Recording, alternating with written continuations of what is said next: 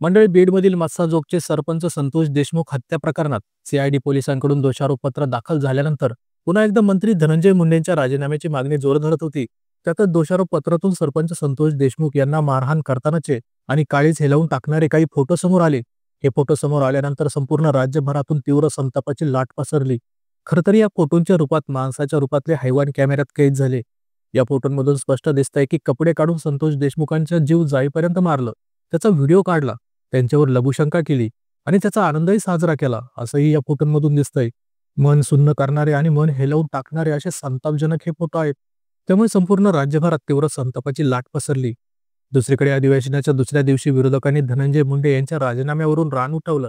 त्यामुळे आता मंत्री धनंजय मुंडे यांनी त्यांचा राजीनामा मुख्यमंत्री देवेंद्र फडणवीस यांच्याकडे दिला आहे आणि देवेंद्र फडणवीस यांनी त्यांचा राजीनामा स्वीकारला. मंत्री धनंजय मुंडे यांच्या राजीनाम्यावर अजित पवार यांच्या राष्ट्रवादी काँग्रेस पक्षाने एक अधिकृत पत्रक जारी केलंय. या पत्रकात राष्ट्रवादी काँग्रेसने म्हटलंय की धनंजय मुंडेंचा हत्या प्रकरणाशी संबंध नाही. नैतिकतेच्या मुद्द्यावरून त्यांनी राजीनामा दिल्याचं राष्ट्रवादी काँग्रेसने म्हटलंय. पण मंडळी, धनंजय मुंडेंचा राजीनामा हा जर नैतिकतेला धरून असता तर तो राजीनामा या अगोदरच त्यांनी स्वतःहून द्यायला हवा होता. पण आता सरपंच संतोष देशमुख यांच्या हत्येसंबंधित ते भयानक फोटो व्हायरल झाल्यानंतर मंत्री धनंजय मुंडे यांनी राजीनामा दिल्याने तो आता नैतिकतेला धरून आहे का, असाही प्रश्न आहे. पण तरी राष्ट्रवादी काँग्रेसने जरी असं पत्रक जारी केलं असलं किंवा ते यात नैतिकतेला धरून असं म्हणत असले, तरी मंत्री धनंजय मुंडे यांचं मात्र वेगळंच म्हणणं आहे. तर राजीनामा दिल्यानंतर मंत्री धनंजय मुंडे हे नेमकं काय म्हणाले तेही एकदा आपण बघूया. मंत्री धनंजय मुंडे यांनी ट्विट करत म्हटलंय की बीड जिल्ह्यातील मस्साजोगचे स्वर्गीय संतोष देशमुख यांच्या निर्गुण हत्येतील आरोपींना कठोरात कठोर शिक्षा व्हावी, ही माझी पहिल्या दिवसापासूनची ठाम मागणी आहे. काल समोर आलेले फोटो पाहून तर मन अत्यंत व्यथित झाले.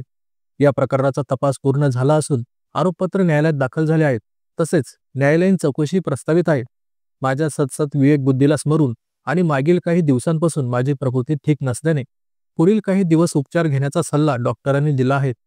त्यामुळे वैद्यकीय कारणास्तव सुद्धा मी मंत्रिमंडळातून माझ्या मंत्रिपदाचा राजीनामा माननीय मुख्यमंत्री महोदयांकडे दिला आहे. म्हणजे यात मंत्री धनंजय मुंडे यांनी वैद्यकीय कारणास्तव राजीनामा दिल्याचं म्हटलंय.